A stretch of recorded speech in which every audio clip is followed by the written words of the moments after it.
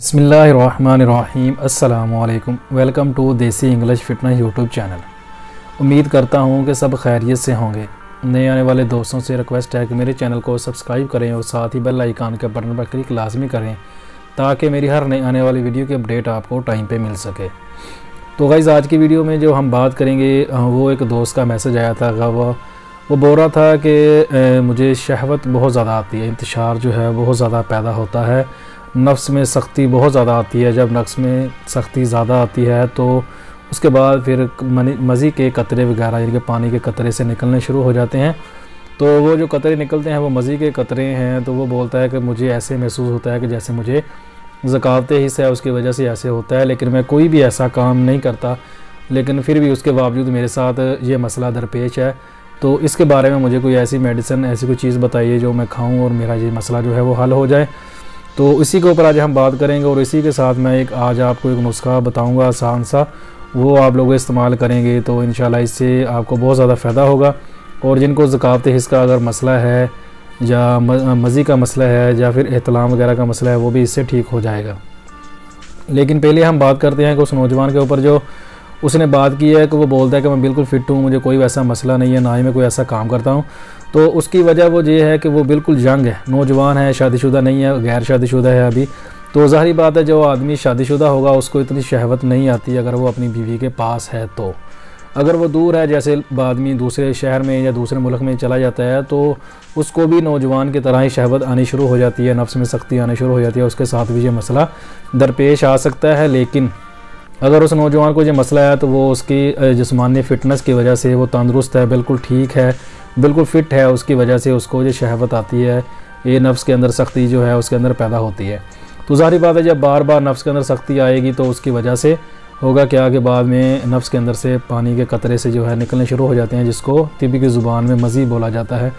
तो उसको ज़कात हिस्स नहीं है, जैसी उसने मुझे कंडीशन बताई थी। वो अभी पूरी तफसील तो मैं आपको नहीं बता सकता कि उसने क्या कुछ मुझे बताया, लेकिन मैं थोड़ा सा आपको इसीलिए बता रहा हूँ कि आप लोगों को भी समझ आए कि उसको जो मसला है वो ज़कात हिस्स का नहीं है, वो उसको सिर्फ उसकी अपनी फ़िटनेस की वजह से है कि उसने अपने आप को संभाल के रखा हुआ है, कोई गलत काम नहीं करता, गलत कार्यों में नहीं पड़ा, तो उसकी वजह से उसके नफ्स के अंदर जो सख्ती है वो इतनी ज़्यादा आती है।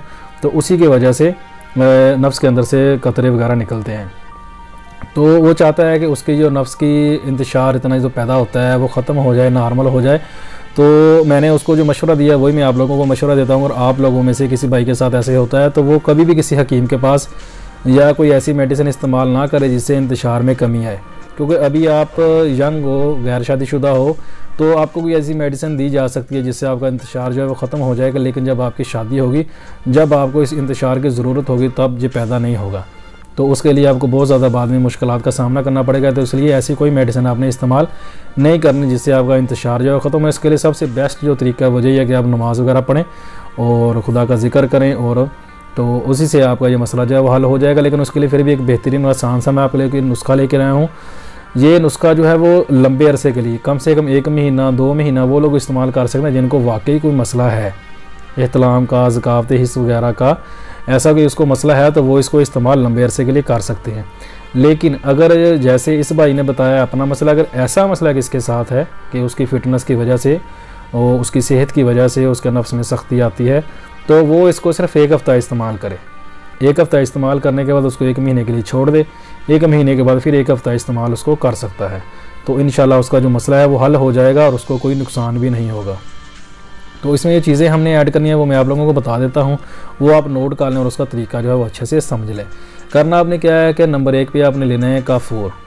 काफूर आपने लेना है डली वाला। एक काफूर मिलता है, टिकिया बनी हुई होती है, वो आपने नहीं लेना, आपने डली वाला जो काफूर है वो आपने लेना है। तो नंबर 2 पे आपने क्या करना है कि लेना है अपने प्याज का पानी। 2 तोले आपने काफूर ले लेना है डली वाला, और प्याज का पानी आपने इतना लेना है कि जो आपने काफूर लिया है वो उसके अंदर डूब जाना चाहिए। प्याज का पानी आप निकाल लें किसी भी तरीके से। अगर तो आपको वाइट प्याज मिल जाता है तो वो बेस्ट है, अगर वो नहीं मिलता तो आप दूसरा प्याज भी इस्तेमाल कर सकते हैं।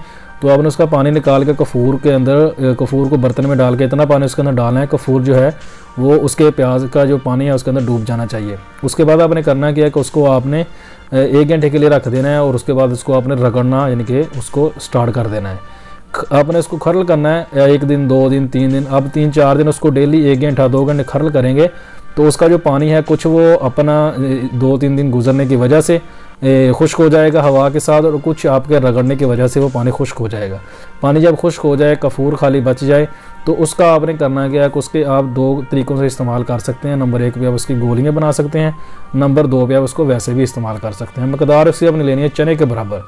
अगर आप गोली बनाते हैं तो वो भी आप 1 चने के बराबर गोली बना लें। अगर आपने वैसे उसकी मकदार आप वैसे इस्तेमाल कर सकते हैं तो वो भी आप 1 चने के बराबर उसकी मकदार लेके इस्तेमाल कर सकते हैं। बेस्ट यही है कि आप उसकी गोली बना लें। तो खाना आपने क्या है, कैसे है, सुबह शाम 2 टाइम आपने इसको इस्तेमाल करना है। 1 गोली आप सुबह इस्तेमाल करें और 1 गोली आप शाम को इस्तेमाल करें, तो इंशाल्लाह आपका ये जो मसला है ज़कावत हिस्स का, ये ख़त्म हो जाएगा। इहतिलाम का मसला ये भी बिल्कुल ठीक हो जाएगा।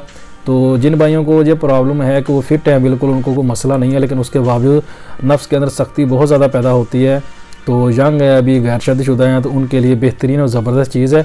इसके अलावा कोई ऐसी चीज़ इस्तेमाल ना करें जिससे उनको ज़्यादा नुकसान हो। ये भी इस लंबे अरसे के लिए आपने इस्तेमाल नहीं करनी, सिर्फ 1 हफ़्ता इस्तेमाल करके आपने इसको छोड़ देना है। इंशाल्लाह इससे आपका जो मसला है वो हल हो जाएगा।